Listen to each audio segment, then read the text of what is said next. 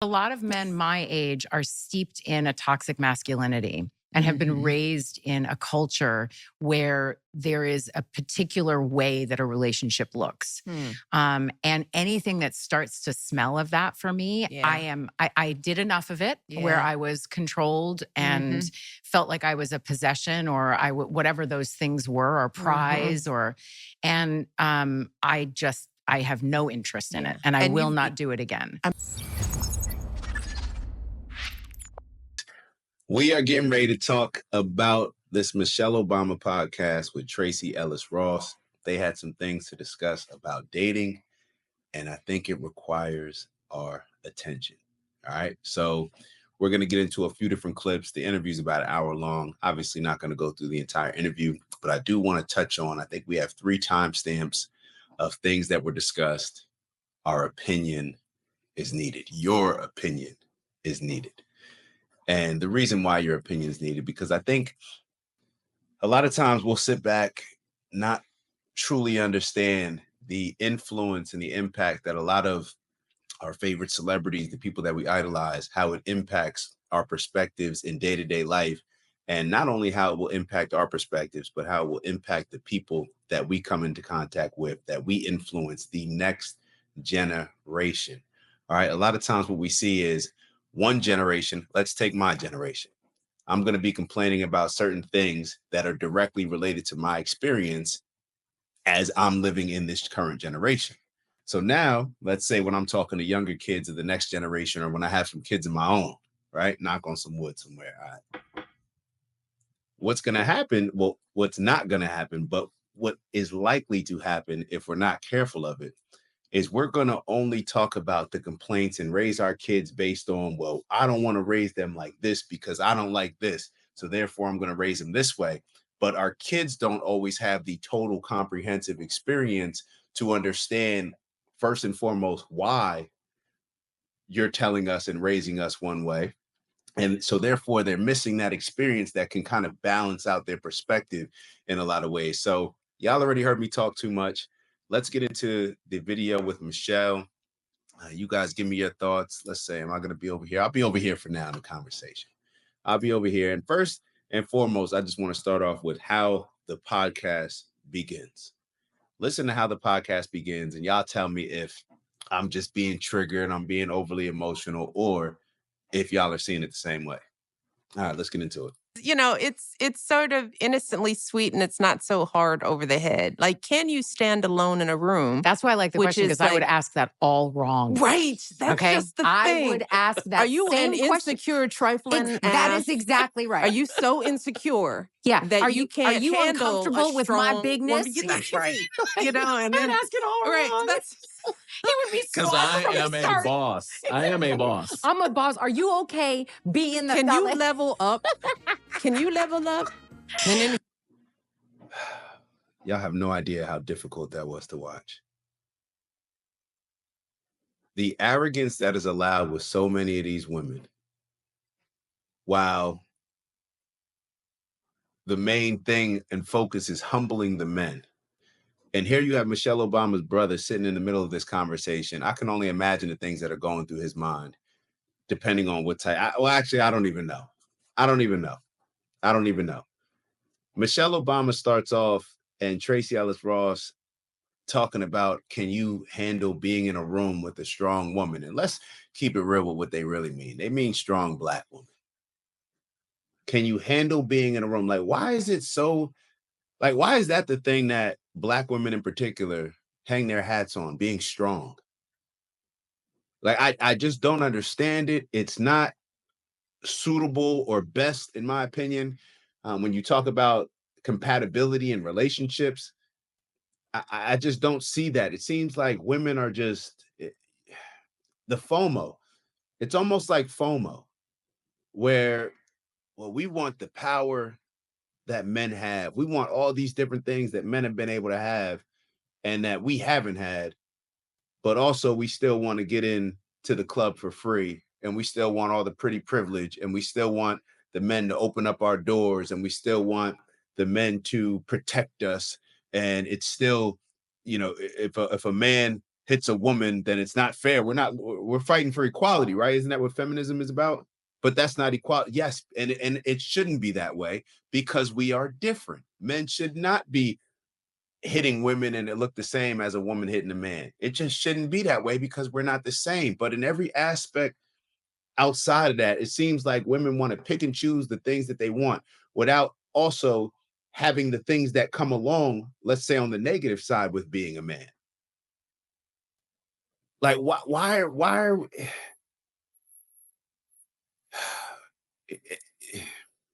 a lot of this feels like Michelle Obama is disappointed that she's no longer in the spotlight. So, well, let me kind of backtrack that. Because she's no longer in the spotlight anymore, she's probably not as okay with taking a back seat to Barack Obama. She probably recognizes how she's treated differently with them not being president and first lady anymore. She's probably sitting back having a lot of these conversations with her friends like Tracee Ellis Ross, getting caught up in all this feminism, women's empowerment stuff. And I believe that she has a certain level of resentment towards Barack, and it comes out in her podcast with just a few clips that I've seen.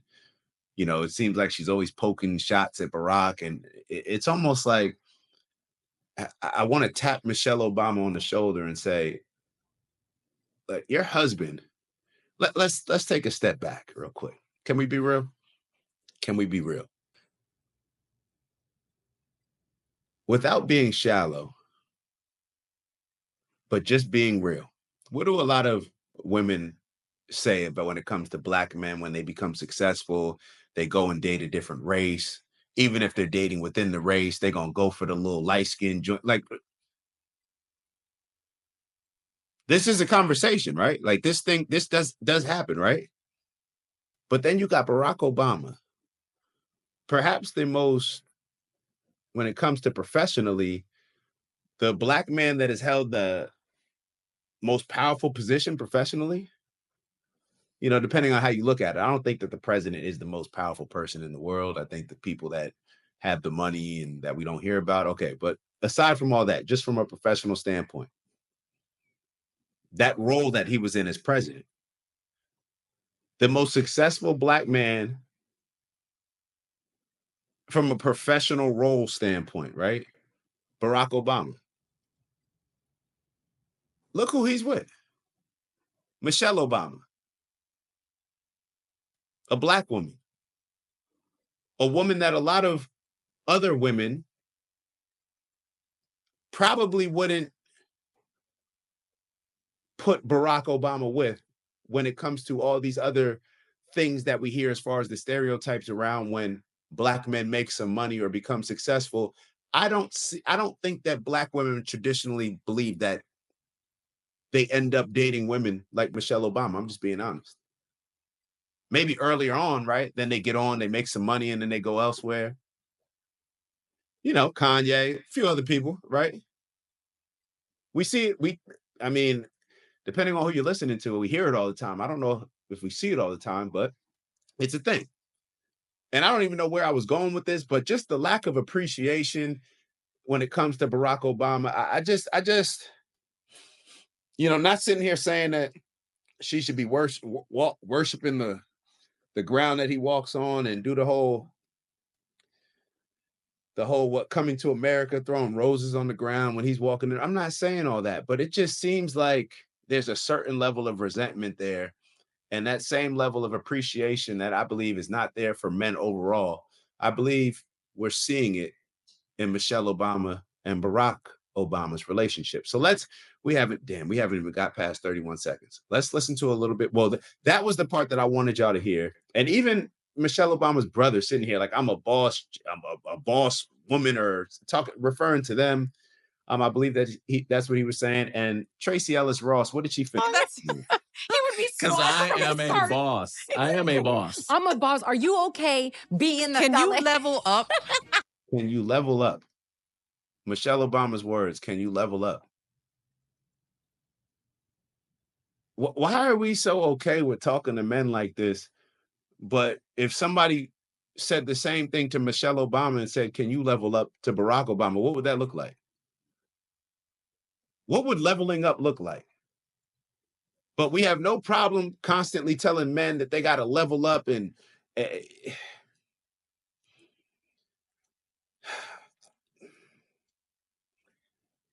and if a man doesn't like a woman, you're insecure. If you don't like my boldness, if you don't like me being a boss B and you don't want to be with me, a strong woman, strong black woman, and you're just insecure.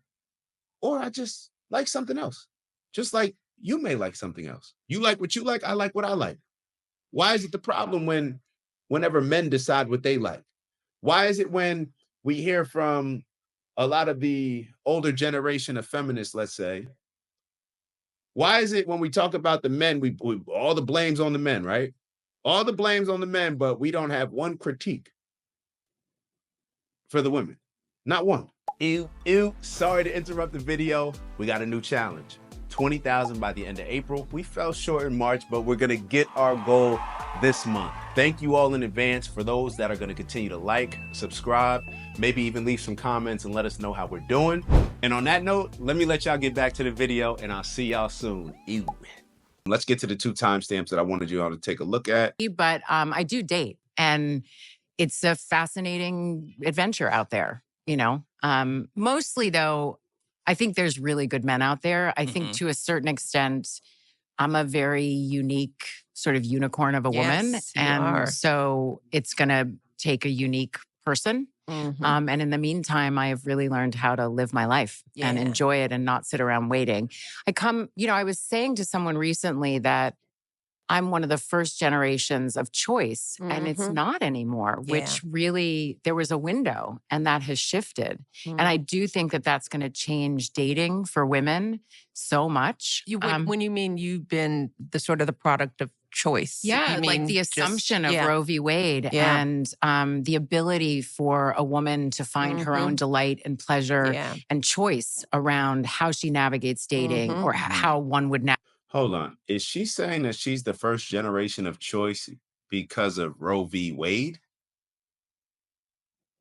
I'm not. Y'all mind if I run that back? Because I'm very confused as to, because it seemed like that's what she was saying, but then they got into a few other areas. So let's actually rewind that. Let's actually understand what is being said. Mostly though, I think there's really good men out there. I think to a certain extent, I'm a very unique sort of unicorn of a woman. Yes, you And are. so it's going to take a unique person. And in the meantime, I have really learned how to live my life and enjoy it and not sit around waiting.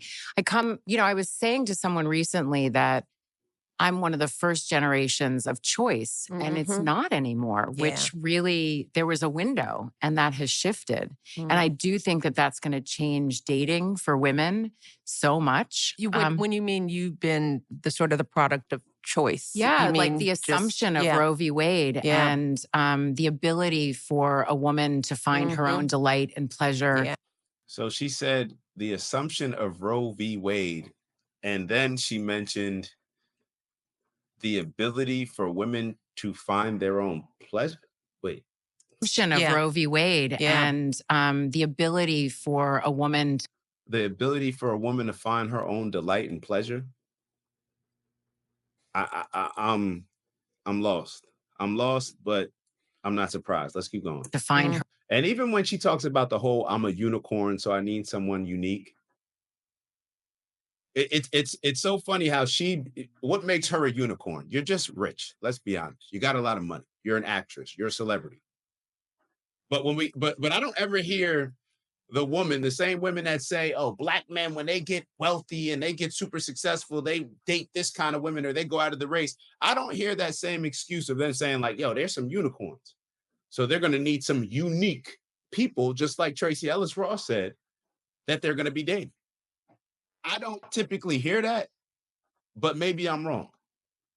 Maybe I'm wrong. It's just that this is just, let's keep going. Let's keep going. This is good. her own delight and pleasure Yeah. and choice around how she navigates dating or how one would navigate dating. And we're in a different world now. Right and I'm about that. curious what that will look like. It frightens me for younger girls because of many reasons, obviously. But even with the systemic protection of Roe v. Wade, I still was coming up against the cultural norms of being a choiceful woman. And I don't understand how Roe v. Wade is the one talking point that when we're talking about women's empowerment, we always come back to this, your ability to terminate your pregnancy. Like, I just don't understand why that is the biggest connection. Is it because that's just a talking point against Trump and the Republicans? What is it really about? Like, why is that the empower? Oh my God, we can have abortions. Now we feel free. Now we feel like we have choices in this world. Like, isn't there a lot of other stuff that y'all deal with that is legit, that would symbolize y'all feeling more empowered or y'all feeling more free, whatever it is that y'all are aiming for? Aren't there a lot of other instances that would show that more than standing on this Roe v. Wade hill? Let's keep going. Owning my own body and my own choices and what it is that I'm looking for in a relationship and the ability to negotiate in a relationship what it is you want the relationship to be between the two of you, as opposed to what society says it should be. Well, that's different. I don't know that we're going to lose that. I think women, we're used to having a say in our lives. Yeah. And I don't know whether the whole movement is about sort of reharnessing us, you know, whether is it really about, and and can that really work? Reproductive rights? Can that really work now that women are educated and we're being raised differently? I mean, the truth is that fathers are modernized. Yes. Right? I mean, mostly they are, and if you were to ask the average man, how are you raising your daughter? Because you love her. The average father that loves their daughter wants them to be excellent, and they want them to have opportunity and freedom. I mean, when you think about she said the average father wants their daughter to be excellent, wants their daughter to have freedom.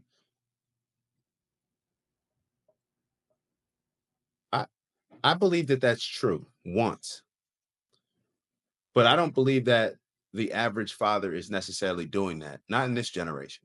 Not when it comes to their daughters. I think that this generation is raising their daughters more to be their homegirls, their best friends. They want to be liked by, their group of girls in the group chat. They want to be the cool dad. And that doesn't necessarily always align with your daughter being successful. And what is successful? Is successful, I guess, having them become a CEO like Tracee Ellis Ross, or successful financially like Tracee Ellis Ross, successful financially like Michelle Obama. Is that successful?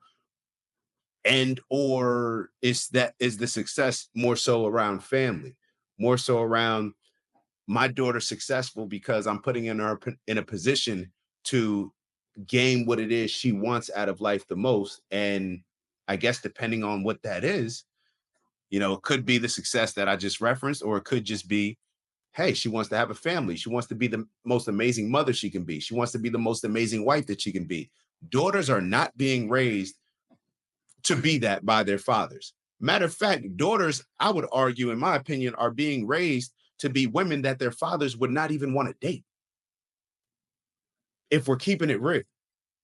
Michelle Obama said fathers have been modernized. Fathers have been modernized.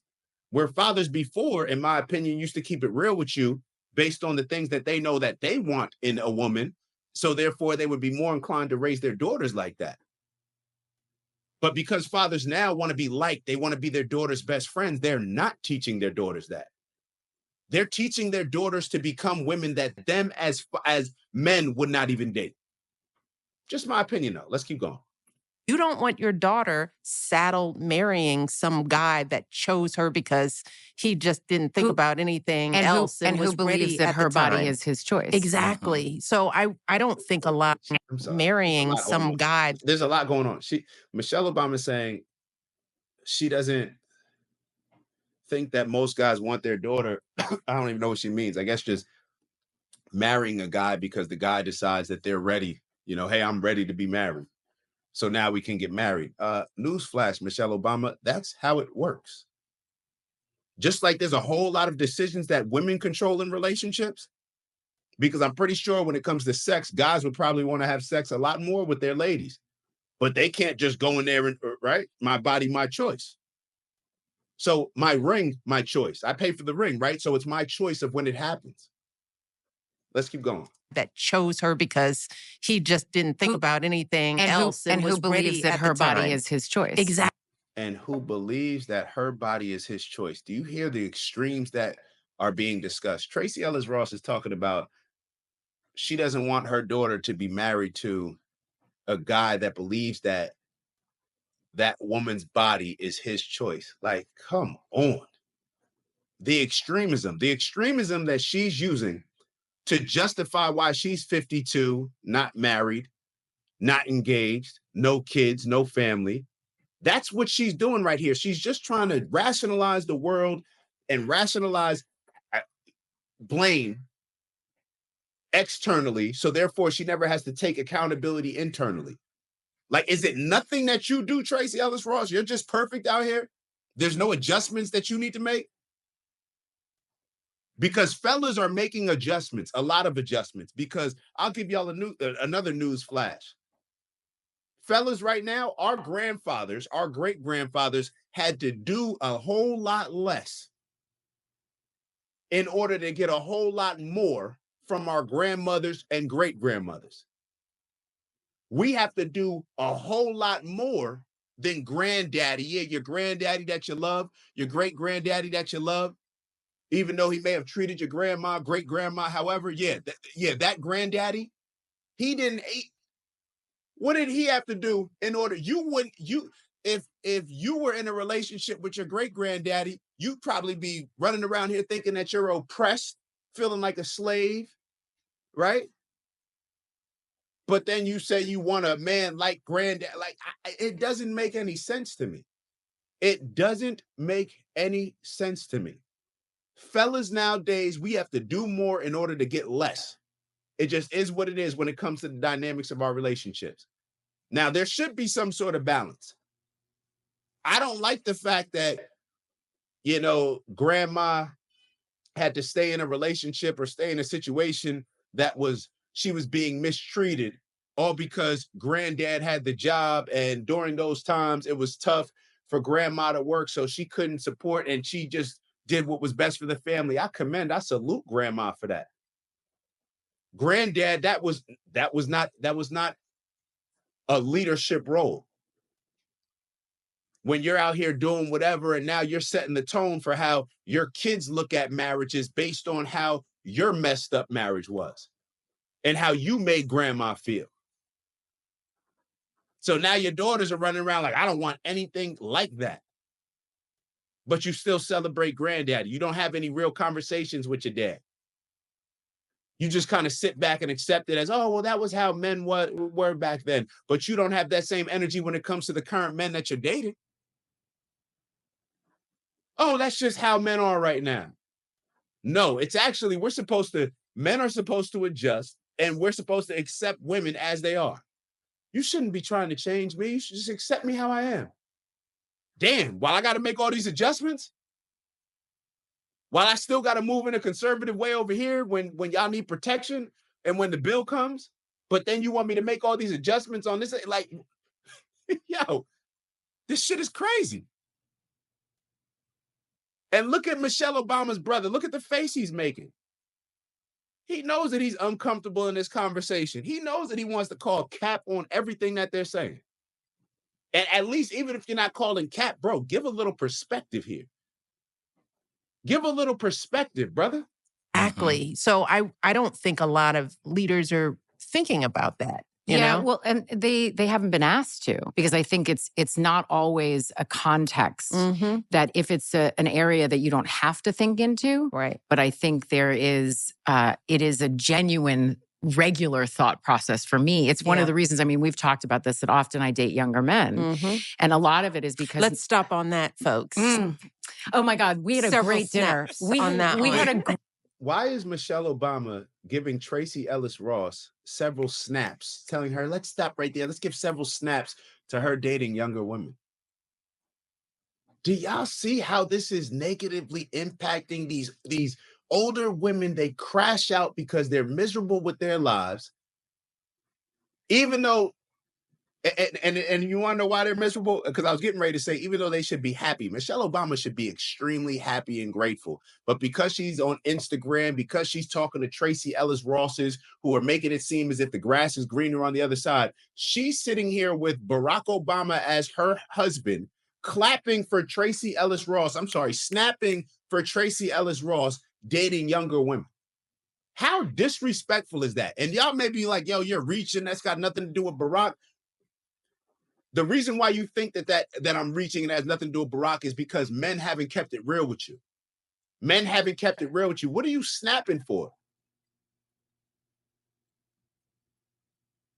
But then when it comes to men dating younger women, I just had a conversation. I've had plenty of conversations about it. I don't want to single any one conversation out.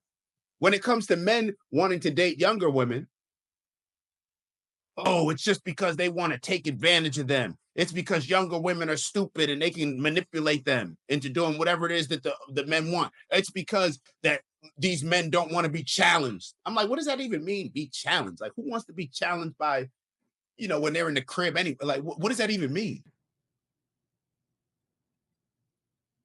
But then on the other end, we're going to stop for that. Michelle Obama married to Barack Obama.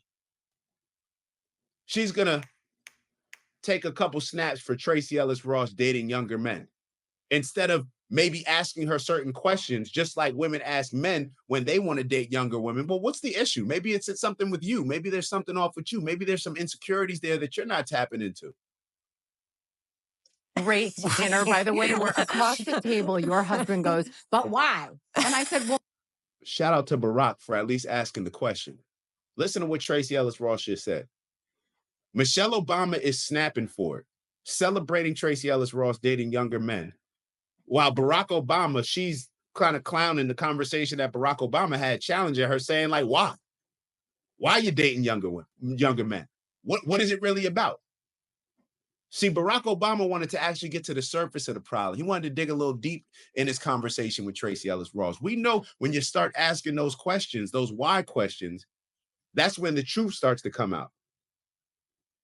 But no, Michelle Obama, couple snaps for Tracee Ellis Ross dating younger men. Stop on that, folks. Oh my God, we had a great dinner. We had a great dinner, by the way. We're across the table. Your husband goes, but why? And I said, well, maybe because I can. Yes.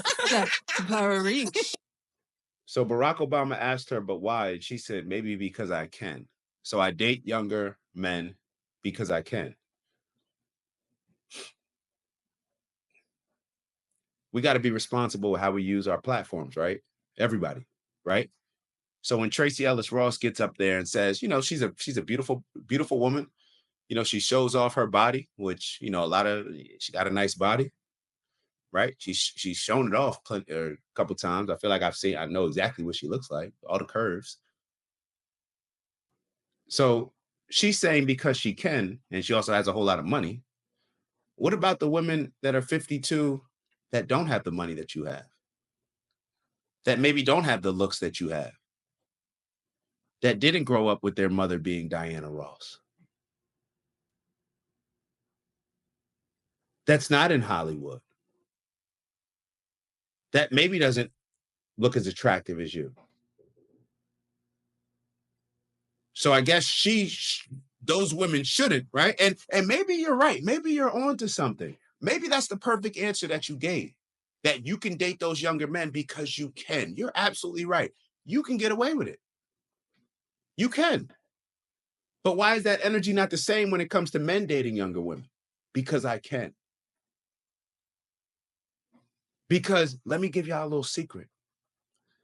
I know your fathers and your brothers and your uncles and granddaddy won't tell you, but all of them would probably prefer younger women too. Tracee Ellis Ross. Now, whether they can or not, I guess that's for them to decide.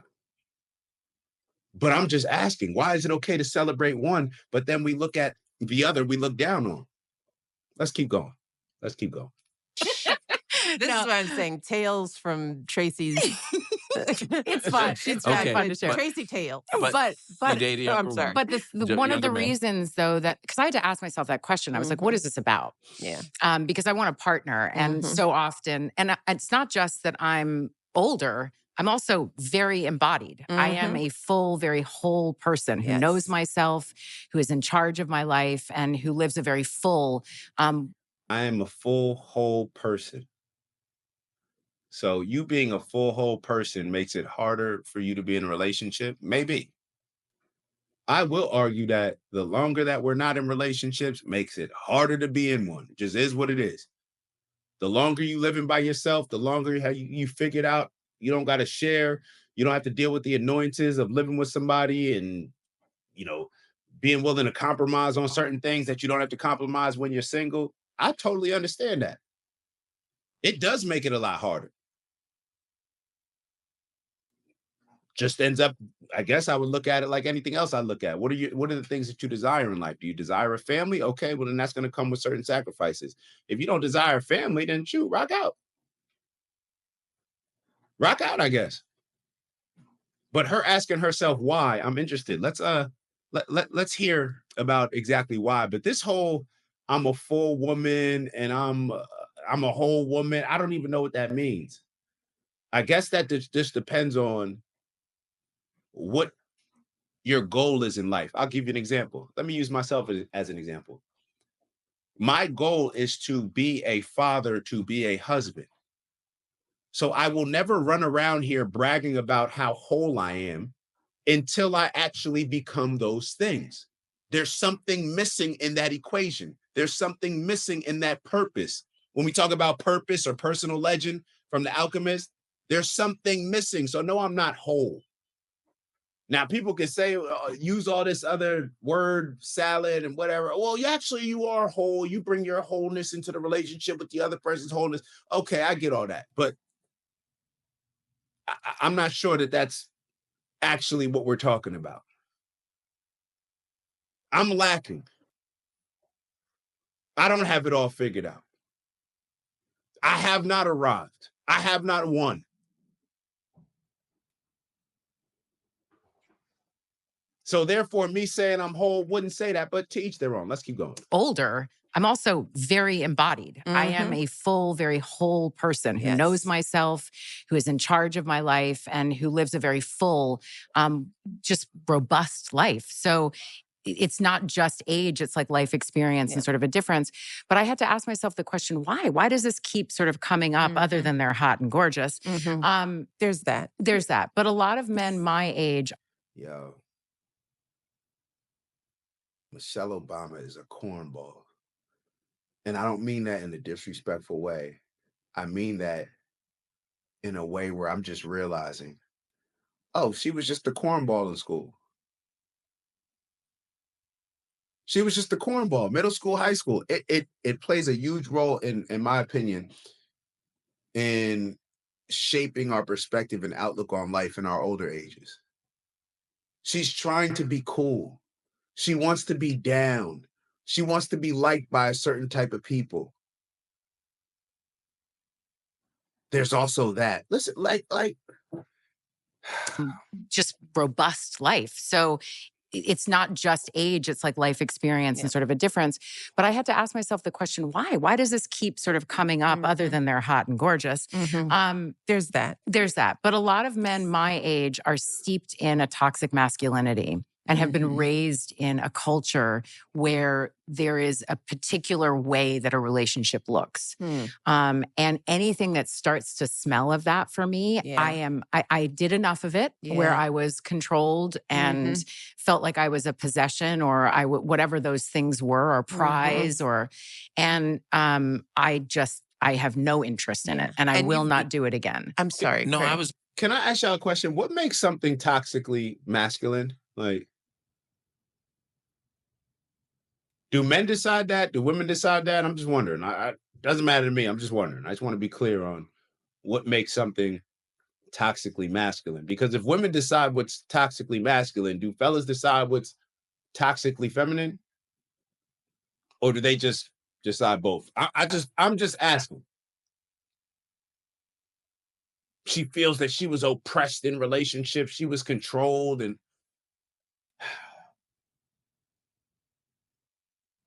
this is why perspective is so important. You give an inch, they're going to take a mile.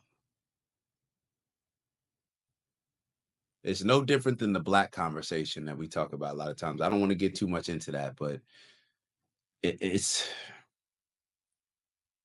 and I'm not even going to say the Black conversation, but just living in America where we feel like, oh, we're oppressed, we're this, that. Then you go to another country and it's like, oh, now I have something to compare it to. Let's hear what her brother's getting ready to say. I have no interest in it, and I will not do it again. I'm sorry. No, Craig. I was going to say, it's a generational thing. So it didn't matter how you met them, or is it just kind of the guys you're meeting? You see how he tried to frame the question? Bro, what you really wanted to say, nah, that's just the men you're dating. That's just the men you meet in your Hollywood parties, in your network. That's not all men out here. That's just the men that you happen to be attracted to in other ways, but you want to change them in this way.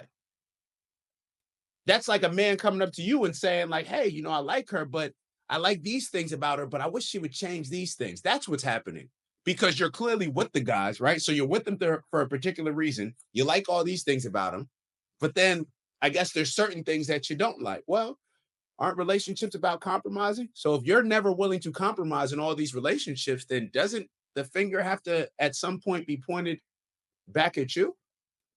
Or is it just all the other guys? These same guys that Michelle Obama is snapping her fingers and saying all this weird stuff in the background, celebrating Tracee Ellis Ross for dating all these younger women, right? Or dating all these younger men. So why didn't those work out? You're over here talking about the men your age are toxically masculine. Okay. What about the younger men? Why haven't those worked out? and that's what, shout out to Craig. I'm at first, when I first watched this quickly, I didn't think he did any pushback. I even wrote some notes back on it. Like, yo, he's not really standing on business. He's not saying anything. Even his pushback is pretty weak, but actually, see, I see what he's doing right there. He's not trying to put her out on blast, but he's saying like, is it a generational thing or is that just the Negroes you're kicking it with that you're attracted to? As he sits there and probably looks at it from his perspective and like, I don't think I'm toxically masculine. I don't know if he's married. Maybe he's trying to, I don't know. Let's keep going. Obviously, too big of a generalization. It's a generalization. Yeah. So if it's too big of a generalization, see, this is what happens. So until he asked that question about whether or not it's a generational thing and put pressure on her to actually explain her initial statement of saying that the men her age are toxically masculine, right? That she used some other ways to describe it, saying they're seeped in toxic masculinity, whatever she said. I didn't hear Michelle Obama when she said that. I didn't hear Michelle saying, well, that's too much of a generalization. It wasn't, Michelle didn't say that until Craig asked his question, saying like, well, is it a generational thing? Or is that just the men that you're attracted to? But because I have dated men my age, there is a difference. There is an openness that occurs with a younger man around whether it's gender fluidity or. So the first thing she mentions is gender fluidity. That's the openness that she's talking about. There's an openness that occurs with younger men. Gender fluidity. No, what it seems like is the same thing that men get accused of when men date younger women, which is you're trying to manipulate them. Really? That's the number one thing that you bring up between the toxically masculine men that are your age and the younger men? Gender fluidity? That's something that comes up? Are you looking for a gender fluid guy or something? Like, let's keep going. Or not even having an issue with homosexuality. I mean, something as basic as that. Right. Okay, so now men your age are homophobes. They're homophobes. So you mentioned gender fluidity. That's the difference between men your age who are toxically masculine and younger men, right? The ones that you're still haven't been able to have a relationship work out with the younger ones too, right? Okay, so, but whatever. And the second thing that you mentioned is them not having a problem with homosexual relationships. Like, if that's not a huge generalization, just because, and this is what ends up happening. Just because I don't want my kid growing up with California rules, or Tim Waltz putting tampons in boys' bathrooms, or drag queens reading books to kids in school, or books in the school library detailing how boys have sex with other boys. Just because I don't want all those things, now I'm a homophobe. Just because I may disagree with the LGBTQ movement, not the people, but the movement and what they're pushing and the agenda that they're pushing, and how a lot of the larger movements and the loudest people in the movement were coming for your kids. Just because, yeah, I don't really want you to come for my eventual kids, my future kids. Now I'm a homophobe. Let's keep going. That there's times where I'll be, sitting across the table from somebody and just like, what did you just say? Yeah, what century are you? Like, oh my God. Where's your horse and buggy? Yeah, like, I'm so sorry. And your bedpan. Yeah. Where's your horse and buggy? Where's your bedpan? What's funny about Michelle Obama mentioning the horse and buggy, it sounds very Disney-ish. Well, Disney actually set the tone on what a lot of younger women aspire to have relationships like, right? Isn't that what you strive to have? That Aladdin relationship? I don't know. What are Cinderella, Snow White, like all these? I don't even recall all these stories, but all right, let's keep going. Let's keep going. For real. Chamber pot. Yeah, your chamber pot. Your chamber pot. Like, where I'm just like, yeah, this is not a match. Yeah. And I have long been past the age where I feel like it's my job to teach somebody or grow them up. Oh, that I'm not interested. I'm long past the age where I feel like it's my job to teach somebody or grow them up, because I'm so grown and I know everything. So what I know is what everybody should know. And if you don't know exactly what I know, then I'm not going to teach you. And if you know something that I don't know, I probably don't need to be taught it. Like, this is the elitism. Like, how this is insane. Maybe I'm bugging because I need y'all to tell me, am I bugging? Please tell me if I'm bugging. If y'all tell me that I'm bugging, I promise you, I will process this. I will process your thoughts and opinions on this. And after processing it, I may change my stance on it. Please tell me if I'm bugging. I do not want to be bugging. I do not want to be looking at this the wrong way. I need y'all to help me out on this one. Let's keep going. It's almost done. Interested in. So, but it's interesting. I mean, there's so many different philosophies on dating, and I have come up with mine. I have come up with what works for me and what makes sense for me and what feels safe for me. Yep. I mean, like, I'm not on dating apps. I have friends that have great success with dating apps, but that's just not something I'm comfortable with. So you're meeting folks in the wild then? That's the only way for me. Or someone sets me up, or I meet them at an event. I meet someone. It's usually people that also have a level of recognition that they have as much to lose as me to a certain extent. I don't know. I mean, I haven't had great luck. They have a certain level. Do you hear what she just said? Hold on. Usually people that also have a level of recognition that they, have as much to lose as me. They have as much to lose as me. They have as much to lose as me to a certain extent. Okay. So if it's usually these type of people, you're very successful, you're a celebrity, you're an actress, you're well known, right?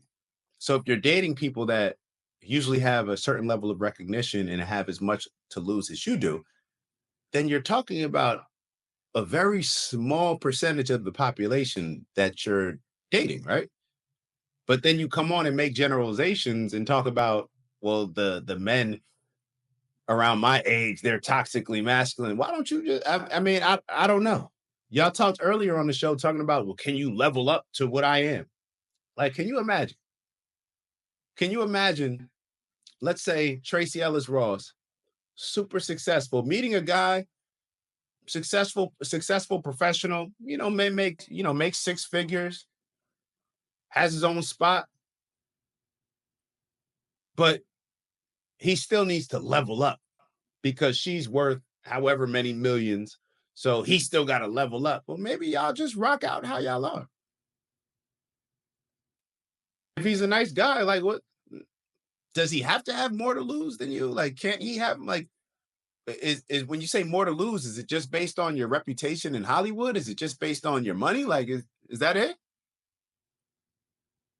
Because if you use that logic and you put it towards, I'm thinking young men, when we have sex with women and you take your shot and maybe getting them pregnant, I would say that you have a lot more to lose in certain, cases, because women, as they just described, they're the ones that decide a lot of these decisions. Let's say like a Roe v. Wade. They're the ones who, when you look at family courts, always get, or the majority of them are going to get the custody of the child while the man is put on child support and all that, right? I don't see too many women running to update the family court laws, right? We update everything else. We update everything else with feminism, but I don't see y'all updating the family court laws to want equality in that aspect.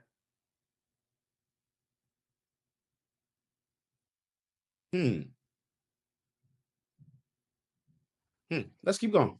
To a certain extent. I don't know. I mean, I haven't had great luck lately, but I do have to say I'm moving up on what it is that I'm looking for as a match. Yeah. I've had some doozies. Yeah. But it's just, I just love watching your life because you were modeling. That's what it comes down to. The grass is greener on the other side. Here I am, so oppressed with this husband that I have, these two young daughters, and people recognize my husband more than they recognize me. People show my husband more respect than they do me. He was only the two-time president of America, first Black president of America. Like,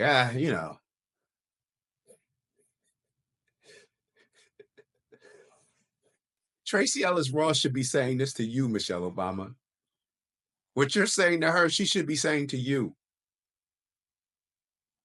I wish I had a Barack. Tell me how you did it. Don't tell me how you feel right now about it, because it's worn off, right? Your appreciation. Don't tell me that now. Tell me how you got it.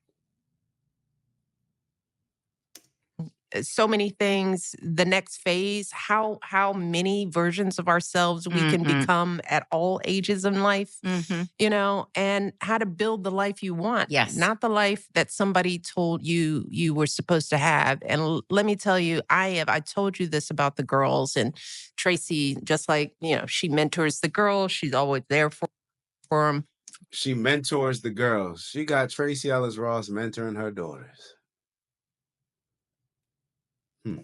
But trying to make sure that I am not subconsciously sending them these messages about what their life should look like. Even like when you ask, are you dating anyone? I mean, that's something that we ask young people in their 20s, the whole thing about weddings, We talk a lot about that. Yeah, it's just like the pre-proposal and the bachelorette and the pre-honeymoon and then the 3 wedding dresses and have you thought about the amount of money, your 32 list items of who you want to marry, or are you more busy picking out your photographer? Oh, I'm with that. Michelle, yes, I'm 100% with that. Forget all that extra dumb stuff that we spend money on. Let's focus on our compatibility with one another. And that compatibility with one another is not us, in my opinion, it's just my opinion, us raising our daughters or our sons to a certain degree. Matter of fact, I won't even say to a certain degree. It's not us raising our daughters or sons. Just my opinion. It's not me being raised, all right? So you don't have a child, daughters or sons. Okay, so it's not me being raised. Let me be the son. It's not us being raised to be independent. It's us being raised to be interdependent, to learn how to depend on somebody else. how to work with somebody else. Isn't that y'all throwing that partnership word around all the time? Isn't that what a teammate does? What's up? Yeah, I'm the captain, but I still got to work with somebody, right? I got to know how to work with somebody to make sure they can be at their best, I can be at my best, and we locked in together, and we taking it from there. But that's the foundation. So I'm with her when it comes to that type of stuff. Forget all the other goofy stuff, spending all this money on stuff, all these different trips, this dinner, that dinner. Nah. Let's celebrate the love. Let's celebrate the union. Let's celebrate us teaming up and saying, yo, we finna rock out for the time being while we're here. We're not even gonna worry about the next 100 years, 200 years. We're rocking out right now to the fullest, because if we focus on right now, then that'll take care of what becomes right now, which is currently later in the future. So these are my thoughts. Y'all let me know y'all thoughts. I'm going to wrap it up here. I've already been talking to y'all for so long. Let me get out of here. I'll see y'all soon. Let me know. Make sure you like, subscribe, and let us know your thoughts. Give us a comment. Give us a shout. Share it with some family and friends. Whatever you see fit. And we'll see you on the next one. Ew.